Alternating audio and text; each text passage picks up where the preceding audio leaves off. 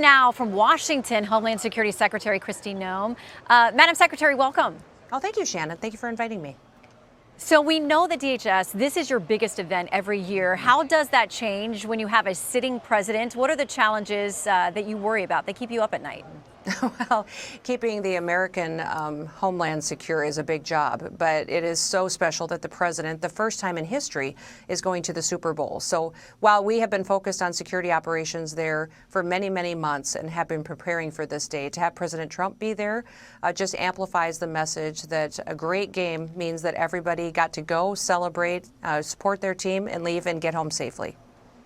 Well, and Secretary, when you walked in, obviously there are always multiple crises that Homeland Security is looking at managing. And of course, Secret Service is within your purview. We've seen many of them here on the ground doing the hard work. Are you confident now that you've had a chance to get in? It's still early there at the agency, though, to take a look at what led up to the events of July 13th, the lapses there with the Secret Service. You've gotten sufficient answers and that you're moving in the right direction moving forward. Oh, we're definitely moving in the right direction. And I'm proud of Secret Service and all the work that they do every day. They make incredible sacrifices to keep people safe, and on the investigative side have a lot of that training as well. But for this event, we've deployed many other assets as well. We're obviously working with the local authorities, with the governor, and with his agencies that he's detailed to this, but we have several different agencies under the Department of Homeland Security that have put hundreds of individuals, investigators, military police, folks that are used to these kinds of crowd control and security operations in their other departments that are focused on today to make sure that this big event is going to be safe and that we're going to make the right decisions in these situations that could arise and get everybody home safely. And obviously, another one of your top priorities has been the border. There have been these ICE raids, deportation, and what we understand is that ICE, and you can clarify for us if this isn't accurate, many of their facilities here are now at or over capacity, and that means that some of the people who've been swept up have been released. I know that was something that President Trump was very critical of in previous administrations. Can you explain how that's working, how you're tracking those people, and what you're doing about ICE capacity? So we have continuous people that are going home to their countries and being repatriated. So we have thousands of beds in detention facilities that are open today.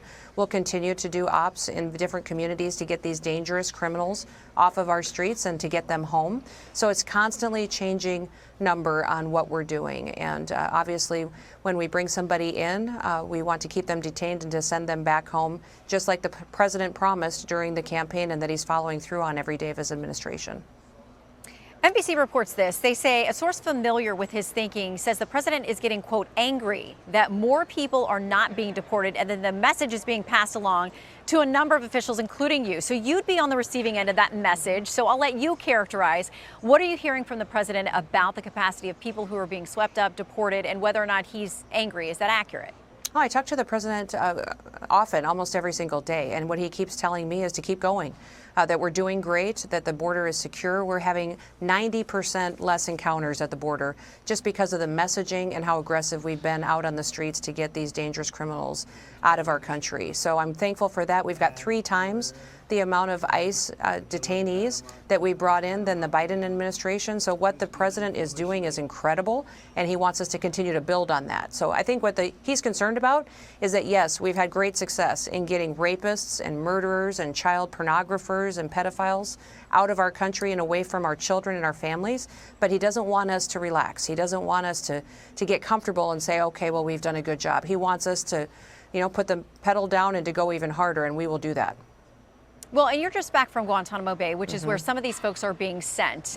There are, of course, a lot of people who are pushing back on that. Several immigrants' rights groups have written to you and a number of the other secretaries under the lead of the ACLU, and they say this: the government cannot attempt to subvert the statutory and constitutional rights afforded to these non-citizens in the U.S. by transferring them to an offshore prison and holding them incommunicado without access to counsel or any means of contact with the outside world. First of all, can you speak to whether that is an accurate characterization?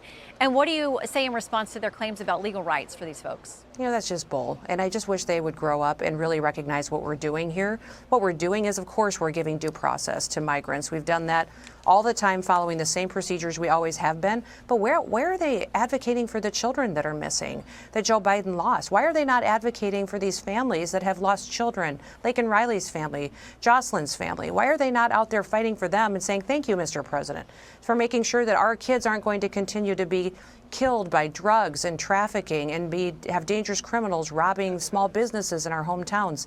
I mean, just get your priorities straight. This is about America. So start focusing on them instead of focusing on these dangerous people. I watched a plane load of people unload at Gitmo that were pedophiles, child pornographers.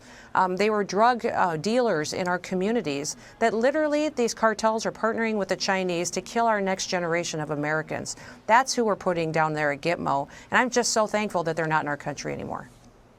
So also in that letter, they point to a report from the International Refugee Assistance Project, and because you were just there, I want you to speak to this. They say there are problems like no potable water, dilapidated housing, mold, rats, overflowing showers, and toilets spewing sewage. They say inadequate access to medical and health care.